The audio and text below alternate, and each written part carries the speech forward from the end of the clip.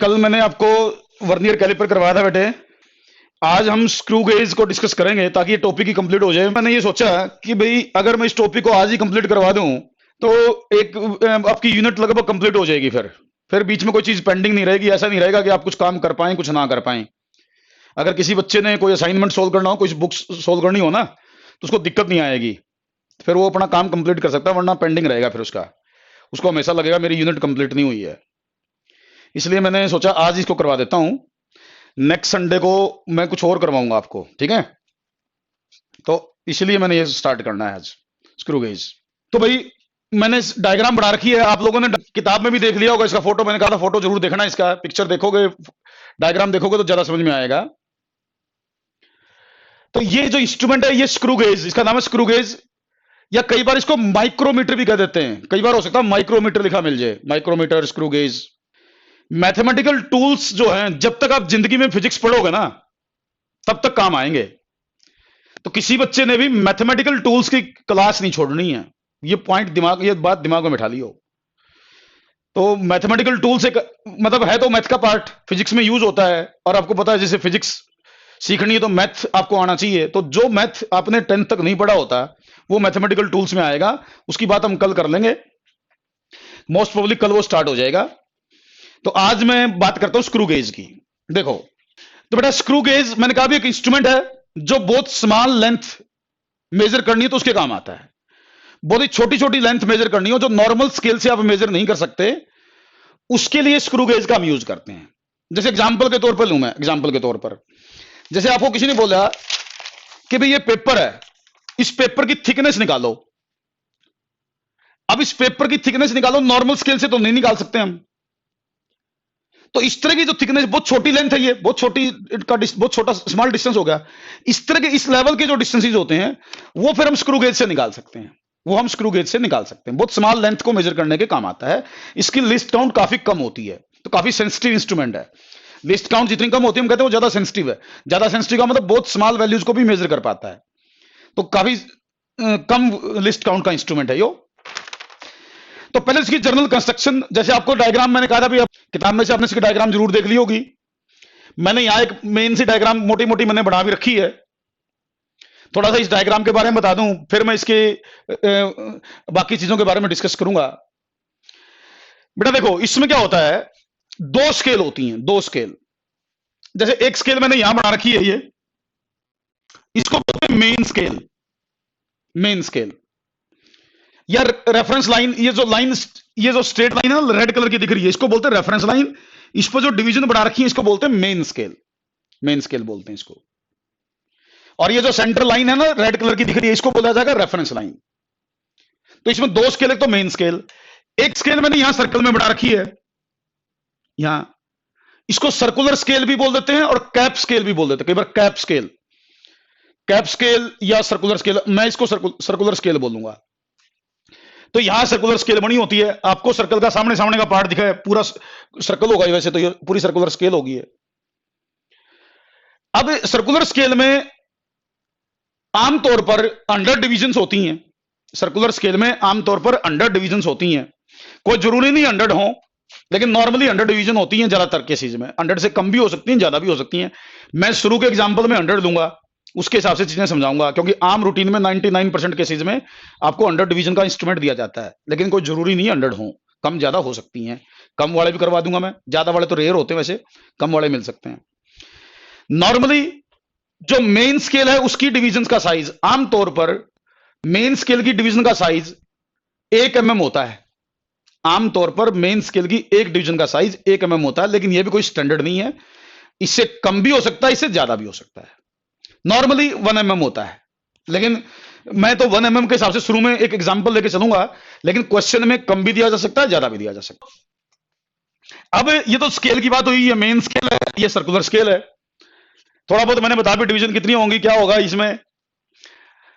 अब जैसे मैंने इसमें क्या होता है, एक पीछे पेच सा होता है, स्क्रू होता है, उससे हम इसको खोल सकते हैं, बंद कर सकते हैं। इसको खोला बंद किया जा सकता है स्क्रू से। इसमें जैसे ना यहां एक मैंने रोड सी दिखा रखी है, इसमें ये वाली रोड जैसे मैं मिटा रहा हूं, एक बार समझाने के लिए मिटा रहा हूं मैं।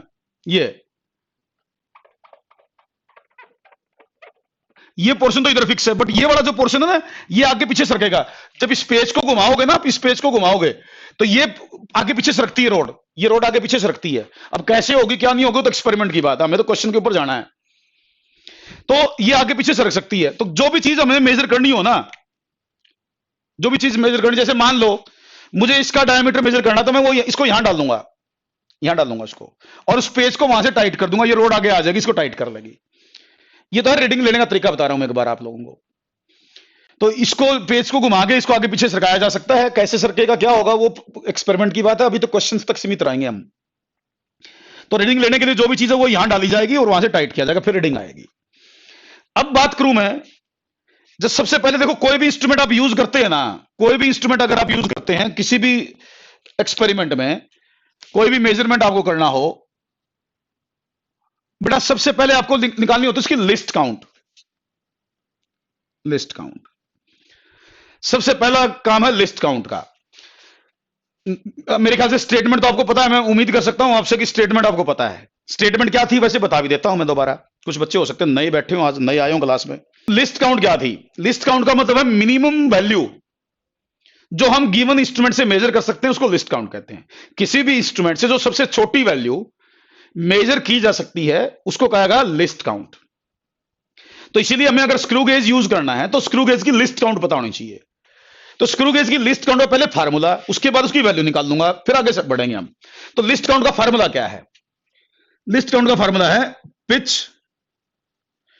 अब बच्चों के दिमाग में जाएगा पिच क्या लिख दिया, बताऊंगा इसके बारे में, चिंता मत करो। Pitch divided by number of divisions on circular scale. एक बार लिख लो फिर बता देता हूं क्या है, ये समझा दूंगा, चिंता मत करना। तो लिस्ट काउंट का फार्मूला क्या हुआ? Pitch divide by number of divisions on circular scale. List count का फार्मूला है।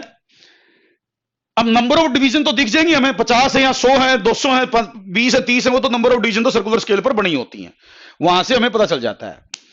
अब बात आएगी पिच की। अब पिच का मतलब क्या? वो भी आसान सी चीज है, कोई बड़ी चीज नहीं पिच। देखो बेटा, मैंने अभी थोड़ी देर पहले बताया था कि अगर मैं इस पेज को घुमाऊं तो ये सर्कुलर स्केल आगे पीछे सरकती है, सर्कुलर स्केल की पोजीशन। मैं एक बार देखो मोटा मोटा यहां समझा दूं, इसको देख लेना एक बार। उस इंस्ट्रूमेंट तो है नहीं अपने पास ना, सामने दिखा सकता मैं आपको। बाकी मैं कोई वीडियो डाउनलोड करने की कोशिश करूंगा, उसमें और समझाऊंगा आगे चल के। जैसे ये है, मान लो आपकी मेन स्केल, ये मेन स्केल है। मेरे हाथ को ना इसको सर्कुलर स्केल मानो, आप इसको सर्कुलर स्केल मानो। मैं पिच के बारे में बता रहा हूं, पिच क्या है, पिच से मतलब क्या है बेटा। देखो ये जैसे मेन स्केल होगी, ये सर्कुलर स्केल होगी, तो पीछे जब मैं पेज को घुमाऊंगा ना, पेज को घुमाऊंगा तो ये जो सर्कुलर स्केल है ये भी घूमेगी, सर्कुलर स्केल भी घूमती है उसके साथ। और साथ में ना ये सर्कुलर स्केल, मेरे हाथ को सर्कुलर स्केल मानना आपने, जैसे यहां स्केल बनी होती। तो जब मैं उस पेज को घुमाऊंगा, एक पूरी रोटेशन दूंगा उस पेज को, तो ये जो सर्कुलर स्केल है ना, सर्कुलर स्केल या तो ये पीछे सरकेगी या ये आगे सरकेगी, डिपेंडिंग ऑन दी आपने किधर किस तरह रोटेट किया, क्लॉकवाइज रोटेट किया, एंटी क्लॉकवाइज रोटेट किया। तो सर्कुलर स्केल की पोजीशन या तो ये पीछे यूं जाओगी या ये यूं आगे आओगी। तो बेटा अगर आप एक कंप्लीट रोटेशन दे दो, इसको एक कंप्लीट रोटेशन दे दो, तो एक कंप्लीट रोटेशन में सर्कुलर स्केल की पोजीशन पर जितना चेंज, पोजीशन में जितना चेंज आएगा, वो जितना आगे या पीछे सरकेगी, that distance is called pitch, उसको पिच कहते हैं। सर्कुलर स्केल को दोबारा सुन लो ध्यान से, सर्कुलर स्केल को आपने एक पूरी रोटेशन दी, पीछे पेच होता है उसे घुमाया जा सकता है उसको, आपने उसको एक पूरी रोटेशन दे दी, तो मैं कह रहा हूं भाई या तो वो आगे सरकेगी या वो पीछे सरकेगी। किस तरीके आपने किधर क्लॉकवाइज या एंटी क्लॉकवाइज रोटेट किया उसके ऊपर। तो सर्कुलर स्केल जितना एक रोटेशन देने से, कंप्लीट रोटेशन देने से डिस्प्लेस हुई on the main scale, main scale पर जितना उसने डिस्टेंस कवर करा during one rotation, complete rotation, that distance is called pitch, उसको कहते हैं पिच। तो देखो बेटा, जैसे मैंने कहा भाई ये मेरी सर्कुलर स्केल है, ये मेरी मेन स्केल है। जब मैं इसको एक कंप्लीट रोटेशन दूंगा तो जितना ये मेन स्केल पर डिस्टेंस कवर करेगी, जितनी इसकी पोजीशन में चेंज आएगा, ये 1 mm आधा mm जितना भी सरकेगी ऑन दी मेन स्केल की पोजीशन, जितनी भी सरकी चेंज हुई, दैट चेंज इन पोजिशन या the distance covered by the circular scale on the main scale during one complete rotation is called pitch, उसको पिच बोला गया। तो एक कंप्लीट रोटेशन देने से सर्कुलर स्केल ने मेन स्केल पर जितना डिस्टेंस कवर करा उस डिस्टेंस का नाम पिच है। तो कई बार तो क्वेश्चन में एक ही रोटेशन दे रखी होती है, एक ही डिस्टेंस दे रखा होता है। जैसे कहते, जैसे नॉर्मली मैं एग्जांपल ले लूं, मान लो मैंने इसको एक रोटेशन दी और ये 1 mm सरक गई, एक रोटेशन दी और ये 1 mm आगे या पीछे सरक गई, तो मैं कह दूंगा पिच 1 mm है। लेकिन कई बार ना कुछ क्वेश्चंस में क्या करेगा, यो नंबर ऑफ रोटेशन ज्यादा देगा, तो नंबर ऑफ रोटेशन ज्यादा दे देगा। मान लो कहते भाई 10 रोटेशन में, कहते भाई 10 रोटेशन में 5 mm सरक गई, तो 10 रोटेशन में 5 mm सरक गई, तो एक रोटेशन में कितनी होगी, काट लेंगे निकल जाएगा। तो 10 रोटेशन में 5 mm, तो एक रोटेशन में 5/10 0.5 mm, तो वो पिच आ गई। तो इस तरीके से भी क्वेश्चन दिया हो सकता है। हमें चाहिए distance in one rotation, distance in one rotation, ठीक। अब ये तो पिच, मैं एग्जांपल ले लूं, मान लो हमारा इंस्ट्रूमेंट जो है उसकी पिच 1 mm है, पिच 1 mm, और ये है 100, मान लो ये 100 है, तो लिस्ट काउंट क्या होगी 1 mm बाई 100, तो लिस्ट काउंट होगी भाई 0.01 mm, 0.01 mm। आमतौर पर ये होती है, नॉर्मली ये होती है, लेकिन ये स्टैंडर्ड नहीं है, इससे कम ज्यादा भी हो सकती है, डिपेंडिंग ऑन द पिच क्या है, रोटेशन कितनी है, सॉरी डिवीजन कितनी है, उसके ऊपर डिपेंड करता है। तो नॉर्मली तो ये लिस्ट काउंट निकालनी आनी चाहिए। इसके ऊपर भी जैसे मैंने कहा मेडिकल में तो कई बार केवल लिस्ट काउंट पे ही क्वेश्चन आ जाता है कि लिस्ट काउंट बताओ जी, तो लिस्ट काउंट तो ये इस तरह निकाल लो भाई, पिच नोट कर लो और नंबर ऑफ डिवीजन नोट कर लो। ये तो बात हुई पिच इसकी। इसके बाद बात करता हूं मैं लिस्ट काउंट के बाद रीडिंग कैसे लेते हैं भाई, रीडिंग लेने का तरीका। मैं शुरू में मानूंगा कि हमारे इंस्ट्रूमेंट में कोई जीरो एरर नहीं है, पहले मैं विदाउट जीरो एरर बात करूंगा, फिर मैं जीरो एरर मैंने लिख रखे हैं साइड में उनकी बात करूंगा। तो ये तो लिस्ट काउंट की बात है। अब देखना हमने कि how to measure the reading या how to write the reading. देखो बेटा, जैसे मान लीजिए मुझे किसी चीज का डायमेंशन मेजर करने थे, तो पतला चल रहा भाई,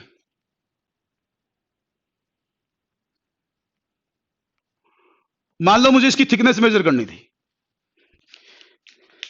मान लीजिए मैंने कोई चीज इसमें इंसर्ट कर दी, मुझे उसकी थिकनेस मेजर करनी थी, या कोई स्लैब वैब कोई पेपर ले लो, कुछ भी मान लो, मैंने थोड़ा मोटा दिखा दी, इतनी मोटी तो इससे मेजर नहीं करते आमतौर पर, लेकिन डायग्राम बनानी है मुझे, तो मेरे को बोला भी इसकी थिकनेस मेजर करनी है, इसकी थिकनेस। तो इसका तरीका क्या है,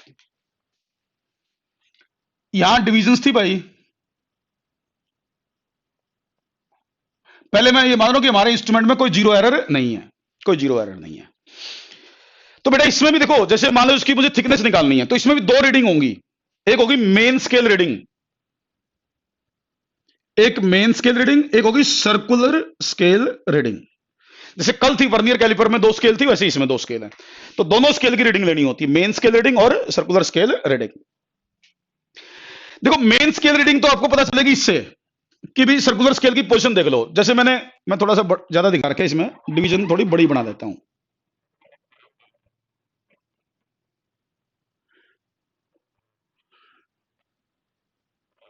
जैसे भाई मान लो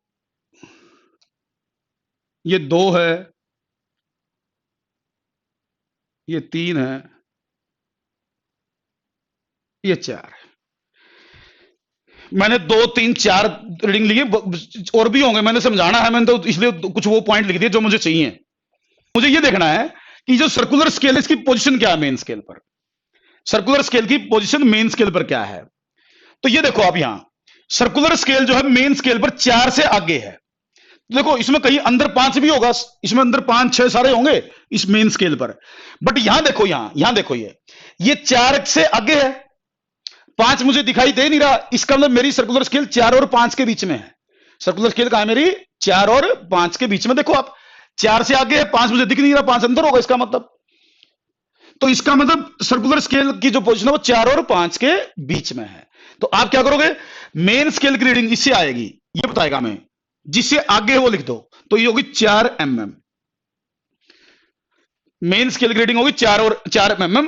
सर्कुलर स्केल जिससे आगे है, 4 से आगे है तो 4 mm होगी, 5 से पहले है तो हम कहेंगे 4 से राइट में है, 4 से राइट में है तो 4 mm इसकी वैल्यू होगी। तो भाई मेन स्केल की रीडिंग होगी 4 mm, ठीक है। अब रहेगी सर्कुलर स्केल की रीडिंग। बिल्कुल आसान नोट करना। सर्कुलर स्केल में क्या देखना है आपने? आपने देखना कि सर्कुलर स्केल का कौन सा डिवीजन, मैं थोड़ा बड़ा बना रहा हूं इसको समझाने के लिए। सर्कुलर स्केल का कौन सा डिवीजन, ये जो रेफरेंस लाइन है ना, ये रेफरेंस लाइन मेन स्केल की जो लाइन है, इस रेफरेंस लाइन के बिल्कुल सामने कौन सा है वो देखना है। तो कोई ना कोई डिवीजन ऐसी होगी जो उसके बिल्कुल सामने आएगी। मैं मान लेता हूं लेट 20वीं डिवीजन है, लेट 20वीं डिवीजन है। तो आपने सर्कुलर स्केल की वो डिवीजन का नंबर नोट करना है जो रेफरेंस लाइन के बिल्कुल सामने हो। तो सर्कुलर स्केल की मान लो 20वीं डिवीजन इस रेफरेंस लाइन के बिल्कुल सामने आएगी, बिल्कुल सामने आएगी, ध्यान रखना, कोई इसमें ये नहीं कि आगे पीछे हो जाएगी थोड़ा बहुत, कुछ नहीं, वो बिल्कुल सामने जो है वो देख लो। तो भाई ये आ गई 20 में, तो इसको कर दूंगा मैं 20 into list count, 20 into list count. तो जैसे इस एग्जांपल में मेरे क्या आया था 20 इंटू 0.01, तो भाई ये होगी 0.2 mm, 0.2 mm। तो 0.2 mm मेरी होगी सर्कुलर स्केल ग्रेडिंग। अब मुझे इसकी निकालनी थी थिकनेस, तो थिकनेस भाई कितनी होगी? फिर थिकनेस होगी भाई main scale reading plus circular scale reading. Main scale reading और सर्कुलर स्केल रीडिंग बता दो, तो ये आंसर आ गया बेटे 4 mm प्लस 0.2 mm, और आंसर आ गया 4.2 mm, 4.2 mm। मुझे यह देखना है कि सर्कुलर स्केल की कौन सी डिवीजन, सर्कुलर स्केल की कौन सी डिवीजन इस रेफरेंस लाइन के सामने है। ये जो रेफरेंस लाइन है जो मैं डार्क कर रहा हूं, देखो ये वाली, ये वाली, ये वाली, इसके सामने कोई ना कोई सर्कुलर स्केल की एक डिवीजन मिलेगी, उस डिवीजन का नंबर नोट करना बस आपने। जैसे मैंने मान लो मेन स्केल की जो रेफरेंस लाइन है इसके सामने सर्कुलर स्केल की 20वीं डिवीजन है, तो ये 20 नोट कर लिया आपने, 20वीं है यो। इस 20 को लिस्ट काउंट से मल्टीप्लाई कर दिया और वहां से मेरे पास आ गया 20 गुणा में 0.01, तो 0.2 mm आ गया ये 0.2 mm आ गया। इन दोनों को ऐड कर दिया, हमारे साथ टोटल आंसर आ गया। आज मैं डीपीपी डालूंगा इसकी स्क्रू गेज की, फिर हमारी ये यूनिट जो क्वेश्चन के हिसाब से कंप्लीट हो जाएगी, तो फिर मैं इसकी आज डीपीपी डाल दूंगा, 10-15 जितने भी क्वेश्चन मुझे मिलेंगे इसके। ओके, अब मैं बात करता हूं जीरो एरर की। इसमें देख लो, आप दोबारा देख लो भाई, कोई बात नहीं, मैं दोबारा बता देता हूं। सर्कुलर स्केल की पोजीशन देखनी है कहां है, जिससे वो राइट में हो वो मेन स्केल ग्रेडिंग है। जैसे मैंने इस डायग्राम में 4 के बाद दिखा रखा है, तो मेन स्केल ग्रेडिंग 4 है बेटे। अब चलो ये तो थी भाई विदाउट जीरो एरर, मैंने परफेक्ट इंस्ट्रूमेंट मान लिया, लेकिन प्रैक्टिकली कोई इंस्ट्रूमेंट परफेक्ट नहीं होता। अब ये देखो आप, ये है पॉजिटिव जीरो एरर का केस। देखो बेटा, पॉजिटिव जीरो एरर है या नेगेटिव जीरो एरर है वो कैसे पहचानूंगा मैं? अब क्या बात करता हूं मैं पॉजिटिव जीरो एरर की। बेटा देखो, जैसे स्क्रू गेज है, ये स्क्रू गेज है, पहले इससे समझाता हूं मैं। जैसे मैंने इसको खाली ना, कुछ चीज में डाली नहीं, इसमें कोई चीज डाली नहीं, और मैंने इसको यहां से टाइट कर दिया, यहां से टाइट कर लिया, कोई चीज में इंसर्ट किए बगैर, और ये मैंने टाइट कर लिया भाई। अगर इंस्ट्रूमेंट बिल्कुल ठीक होगा ना, जो कि होता नहीं प्रैक्टिकली, मान ले अलग बात है, प्रैक्टिकली नहीं होती कोई भी चीज परफेक्ट। अगर मान लो मेरा इंस्ट्रूमेंट बिल्कुल परफेक्ट होता और मैं इसको बगैर कोई चीज इंसर्ट किए टाइट कर लूं यहां से पीछे से, तो अगर इंस्ट्रूमेंट बिल्कुल परफेक्ट होगा ना, तो सर्कुलर स्केल की जो जीरो है, सर्कुलर स्केल की जो जीरो है वो इस रेफरेंस लाइन के बिल्कुल सामने आएगी। अगर बिल्कुल परफेक्ट इंस्ट्रूमेंट हो ना, तो सर्कुलर स्केल की जीरो इस रेफरेंस लाइन के बिल्कुल सामने आएगी, अगर परफेक्ट इंस्ट्रूमेंट हो तो। लेकिन अगर ऐसा होगा तो मैं कह दूंगा इसमें कोई जीरो एरर नहीं है। बट ये ऐसा होना प्रैक्टिकली ऑलमोस्ट इंपॉसिबल होता है, रेयर चांसेस होते हैं ऐसा हो। तो एक्चुअल में वो वाली केस बढ़ेगा जैसे मैंने वहां लिख रखा है, या तो जैसे मैंने इसको टाइट करा या मैंने टाइट करा खाली, तो या तो सिचुएशन ऐसी होगी या ऐसी होगी, जीरो मैच नहीं करेगी, बिल्कुल सामने नहीं आएगी रेफरेंस। ये रेफरेंस लाइन है, ये डॉटेड लाइन है। अगर उसको कंपेयर कर रहा हूं तो मैं रेड लाइन बना देता हूं ताकि आपको ध्यान रहे, उसमें भी रेड थी, इसमें भी रेड हो जाए। ये रेफरेंस लाइन थी, ये रेफरेंस लाइन थी। तो अगर मैंने इसको खाली टाइट करा और जीरो ऊपर या नीचे रहेगी, रेफरेंस लाइन के बिल्कुल सामने नहीं आई, तो आपके इंस्ट्रूमेंट में जीरो एरर है। इसका मतलब आपका इंस्ट्रूमेंट परफेक्ट नहीं है, उसमें कुछ ना कुछ एरर है। अगर उससे रीडिंग लोगे तो गलती होगी, पर वो कितनी गलती होगी वो हमने बतानी है आपको। जैसे या तो जीरो एरर पॉजिटिव होगी या जीरो एरर नेगेटिव होगी, तो हमें कैसे पता चलेगा जीरो एरर पॉजिटिव है नेगेटिव है? जैसे मैंने सिचुएशन दिखा रखी है, अगर मैंने इसको टाइट कर लिया, मैंने टाइट कर लिया, और हमारी जो सर्कुलर स्केल की जीरो है, ये सर्कुलर स्केल की जीरो है, ये सर्कुलर स्केल की जीरो है। अगर टाइट करने के बाद सर्कुलर स्केल की जीरो रेफरेंस लाइन से नीचे हो, जैसे मैंने दिखा रखा है, रेफरेंस लाइन से नीचे हो, तो मैं कहूंगा इसमें पॉजिटिव जीरो एरर है। इसमें क्या कहूंगा मैं? Positive zero error. अगर ये सिचुएशन हो तो रेफरेंस लाइन से सर्कुलर स्केल की जीरो नीचे होगी, जैसे मैंने दिखा रखा है डायग्राम में, तो this is called positive zero error. और पॉजिटिव जीरो एरर का मतलब क्या होगा कि अगर इस तरह का इंस्ट्रूमेंट है तो वो एक्चुअल से ज्यादा रीडिंग देगा। अगर इस तरह का इंस्ट्रूमेंट है तो वो एक्चुअल से ज्यादा रीडिंग देगा। ठीक, तो पॉजिटिव जीरो एरर पहचानने का तरीका क्या है? टाइट कर लो खाली को और फिर जीरो की पोजीशन देख लो। अगर जीरो रेफरेंस लाइन से नीचे है, जैसे मैंने दिखा रखा है इसमें, तो this is the situation of, या this is the case of positive zero error.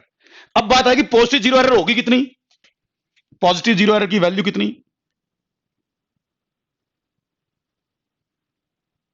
बेटा पॉजिटिव जीरो एरर होगी, उसके लिए क्या करना है? फिर आपने देखो ये जीरो तो नीचे होगी, अब आपको ये देखना कि भी इस रेफरेंस के सामने कौन सी डिवीजन है।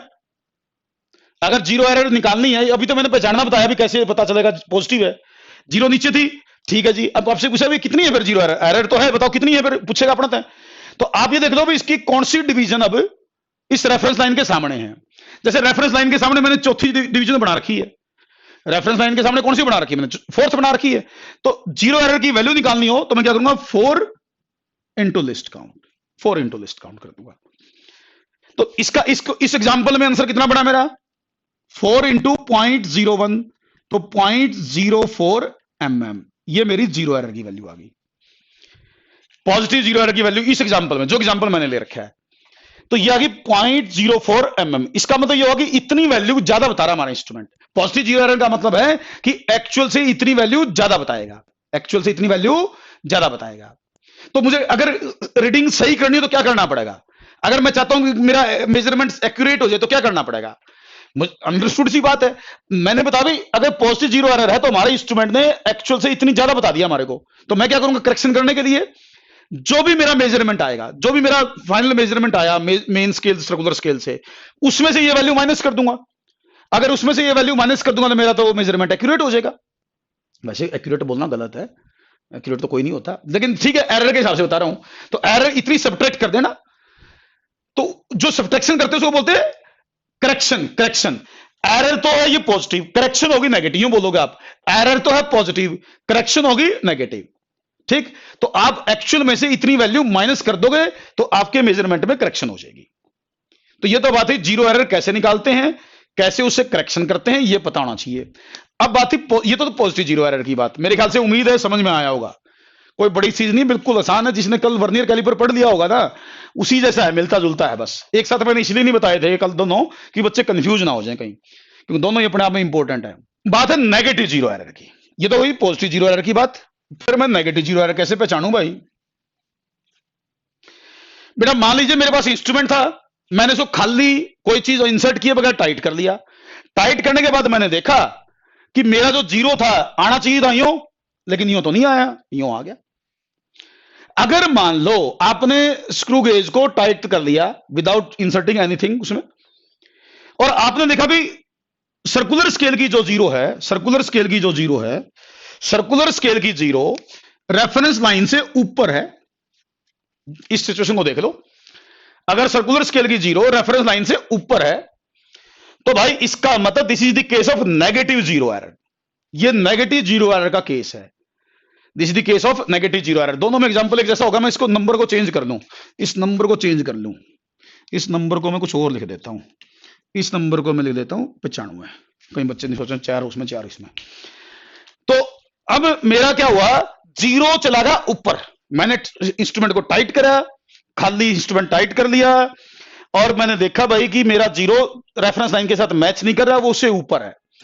अब नेगेटिव जीरो एरर मुझे निकालनी है, तो नेगेटिव जीरो एरर वैल्यू निकालने का तरीका क्या है? नेगेटिव जीरो एरर वो होगी भाई टोटल डिवीजन। टोटल डिवीजन मैंने 100 मानी है इस एग्जांपल में। टोटल डिवीजन कैसे मानी मैंने? 100।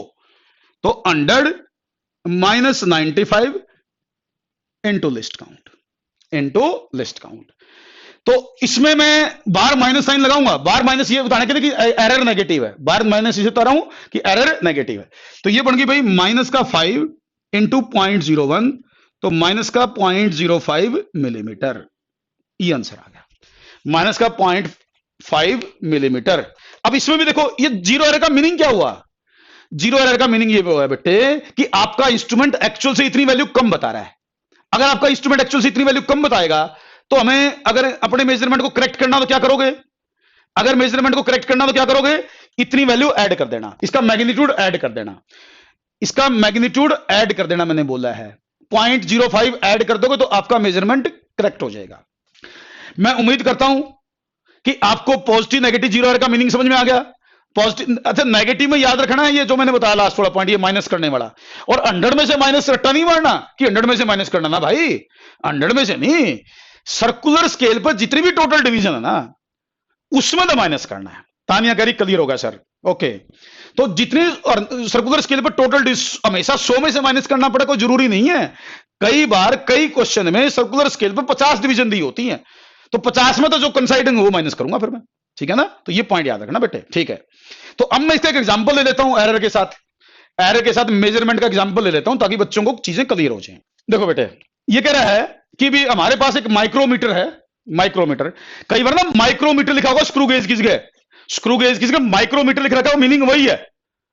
तो ठीक है, तो उसमें कंफ्यूज मत हो जाना भी क्या नई चीज होगी, तो कोई नई चीज नहीं है। जैसे मैं एग्जांपल ले लेता हूं, ये कहता है एक हमारे पास स्क्रू गेज है, उसकी पिच 0.5 mm है, उसकी पिच है 0.5 mm, number of divisions on circular scale 100 है, number of divisions on circular scale 100 है। ये कह रहा है कि जब हमने उस स्क्रू गेज को खाली टाइट किया तो 6th division coincides with reference line, reference line के साथ 6th डिवीजन कंसाइड करती थी। 6th division coincides with reference line when उसको टाइट किया गया विदाउट एनी, कोई भी चीज इंसर्ट किए बगैर, without inserting anything in the instrument, जब उसको टाइट किया गया तो 6th डिवीजन कंसाइड कर रही थी। फिर ये कहता है हमने मान लीजिए अब पेपर सीट इज इंसर्टेड, ये कहता है अब paper sheet is inserted in the instrument, paper sheet को इंसर्ट कर दिया गया और हमने नोट करा कि position of circular scale when paper sheet is inserted, position of circular scale on the main scale, position लिख लो, ये पॉइंट वर्ड लिख लो, स्टेटमेंट लिख लो, when paper sheet is inserted between the in the screw gauge,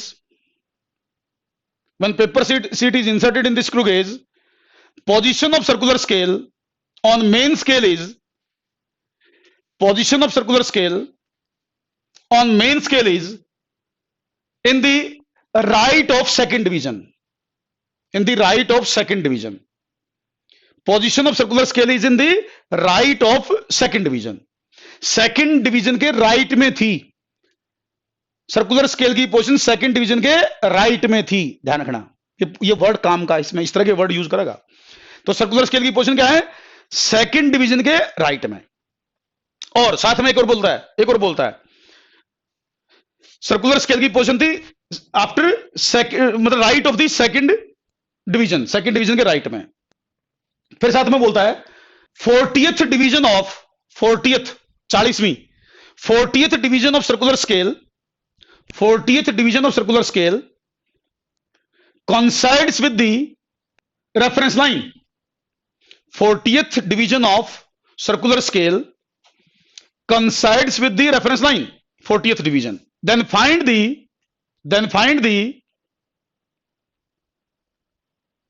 reading of, या write the actual reading of, या correct reading of instrument. Then write the correct reading of instrument. Instrument की correct reading बताओ। तो ये मैंने बोला, इसमें एक बार मेरे समझ लो। अच्छा इसमें हाँ ध्यान रखना, size of one division on main scale is 0.5 mm, size of each division on main scale is 0.5 mm, size of each division on main scale is 0.5 mm। Main scale पर हर डिवीजन का साइज 0.5 mm है, मैंने change करा जानबूझ के, ठीक। तो देखो बेटा, मैं इसको थोड़ा सा डायग्राम बना के समझा देता हूं।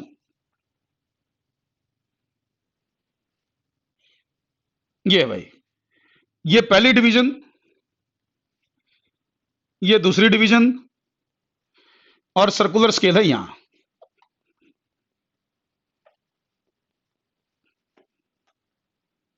ये सर्कुलर स्केल है, ये सर्कुलर स्केल है, और इसकी 40वीं डिवीजन इसके सामने यूं है।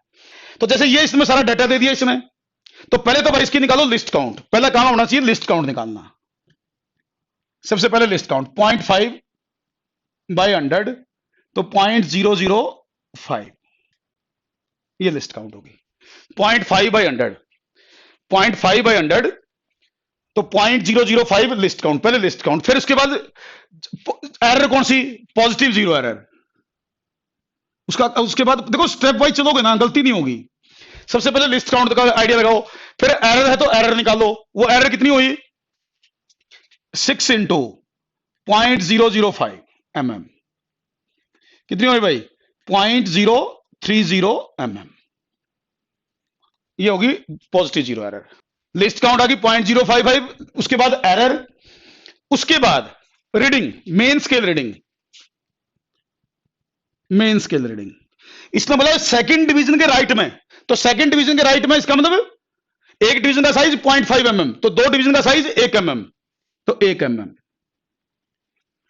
ये यहां 1 mm होगा, ये 0.5 mm है भाई, ये है 0.5 mm, यह 1 mm, तो ये 1 और 1.5 के बीच में होगा, तो 1 mm हो गया।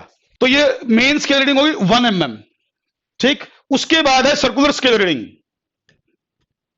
सर्कुलर स्केल रीडिंग, तो सर्कुलर स्केल रीडिंग क्या हुई? 40 into list count. List count कितनी? 0.005, 0.005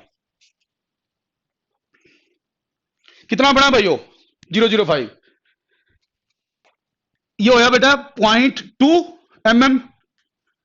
अगर मैं एक्चुअल रीडिंग दूं, correct reading, correct reading after correction, मतलब करेक्शन होगी 1 mm plus 0.2 mm minus 0.03 mm। ये पॉइंट नोट करो। अब देखो इसका आंसर कितना आया। तो करेक्ट रीडिंग में जो रीडिंग आपने ली उसमें से जीरो एरर माइनस कर दो, करेक्शन नेगेटिव होगी की बार। तो ये देखो आंसर कितना बनना चाहिए था आपका, 1 mm प्लस 0.2 माइनस 0.03। हाँ मलिक, हाँ ये ठीक है, ये ठीक है आंसर 1.17, 1.17 ये आंसर बनेगा आपका। तो 1.17 इस तरीके से रीडिंग लेनी है, और ध्यान से करने में फिर मैं जोर दे रहा हूं बेटा, इन क्वेश्चन पर रिस्क मत ले लियो। रिया पूछ रही है कि मेन स्केल रीडिंग 1 क्यों आई? बेटा 1 इसलिए आई, मैंने स्टेटमेंट में बोला आपको कि जो मेन स्केल की एक डिवीजन है ना, मेन स्केल की एक डिवीजन, रिया पूछ रही थी कि मेन स्केल रीडिंग 1 mm कैसे आई। बेटे मैंने लिखवाया था मेन स्केल की एक रीडिंग या एक डिवीजन 0.5 mm है, रिया को बता रहा हूं मैं। तो बेटे मेन स्केल की एक डिवीजन का साइज 0.5 mm है, और वो है 2 के बाद, तो ये 1 mm होगा, क्योंकि 2 डिवीजन का मतलब 1 mm, एक डिवीजन का मतलब 0.5, तो 2 का 1 mm।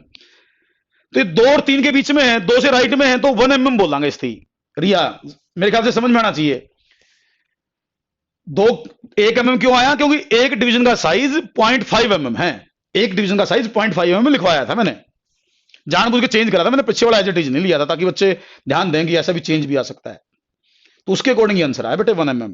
अच्छा अब मैं बता दूं बेटे, देखो मैंने जो यूनिट आपकी चल रही है, फर्स्ट यूनिट है एज पर सिलेबस चला, दो इसमें मैंने आपको जो मैंने कहा, देखो मेडिकल में 2 क्वेश्चन तैयार हो गए आपके, मेडिकल के लिए 45 क्वेश्चन आते हैं निट में, लगभग हर साल 2 क्वेश्चन बढ़ेंगे इस यूनिट में से अप्रोक्सीमेट, मतलब एक तो श्योर है, श्योर क्वेश्चन आना ही आना है, हो सकता है 2 भी आ जाए, एरर का आ जाए, उसका आ जाए, डायमेंशन का। नॉन मेडिकल में एक मेंस में आएगा, एक आईआईटी एडवांस में श्योर आएगा, कोई चांस नहीं कि ना रुके क्वेश्चन ना आए इसमें से। तो 2 क्वेश्चन मेंस और एडवांस के मिला के उसके तैयार हो जाते हैं। अब आपको मैंने एक असाइनमेंट डाल रखा है इसमें ना, इसमें असाइनमेंट क्या है, स्टडी मटेरियल डाल रखा है, स्टडी मटेरियल। उस स्टडी मटेरियल को अगर आप खोलोगे ना यूनिट फर्स्ट का, उसमें बहुत सारी चीजें ऐसी हैं जो मैंने अभी डिस्कस नहीं करी होंगी। जैसे कि आप उसको स्टडी मटेरियल को खोल के देखना, एक जगह आएगा indirect method of measurement, indirect method of measurement, laser method, reflection method, ऐसे कई सारे मेथड उसमें होंगे। मैं कह रहा हूं मैंने जो स्टडी मटेरियल डाल रखा है उसमें क्या करना है आप लोगों को। बेटा वो जो मेथड्स हैं, कुछ चीजें ऐसी हैं जो मैंने फर्स्ट यूनिट में अभी डिस्कस नहीं की हैं, उनके बारे में बता रहा हूं मैं। तो कल मैं जो स्टार्ट करूंगा ना, वो मैथमेटिकल टूल्स स्टार्ट करूंगा। और मैथमेटिकल टूल्स 0 चैप्टर के नाम से मिलेगा, लेकिन सुनना मेरी बात को मैथमेटिकल टूल्स के बारे में। मैथमेटिकल टूल्स जो है ना, आपने कहीं से नहीं पढ़ने मेरे अलावा। ये देखो कहीं पछताओ फिर बाद में को जी मुझे समझ में नहीं आया। मेरे अलावा कहीं से नहीं पढ़ने मैथमेटिकल टूल्स। मैथमेटिकल टूल्स क्या होते हैं? मैथमेटिकल टूल्स मैथ का वो पोर्शन होता है जो फिजिक्स में यूज होता है। तो कोई बच्चे ना उसको बुक में से पढ़ते हैं मैथमेटिकल टूल्स, या मैथ के टीचर से पढ़ते हैं। पछताओगे। मैं उस तरीके से पढ़ाऊंगा आपको जैसे फिजिक्स में मुझे यूज करने 2 साल, लगातार 2 साल जैसे आपके फिजिक्स में यूज होते हैं मैथमेटिकल टूल्स, मैं उस तरीके से मैंने बना रखे हैं और मैं उसी तरीके से बताऊंगा जैसे हमने यूज करने। तो कहीं से नहीं पढ़ने मैथमेटिकल टूल्स, केवल मैं जो असाइनमेंट दूं वो असाइनमेंट सोल्व करना है, जो मैं फार्मूले बताऊं वो फार्मूले याद करने हैं। मैथ का पोर्शन है वो याद करना आपने, उसमें डिटेल में भी जाने की जरूरत नहीं है आपको। तो इसलिए मैथमेटिकल टूल्स मेरे अलावा कहीं से पढ़ने के कंफ्यूज ज्यादा हो जाओगे, चीजों को सीखोगे कम।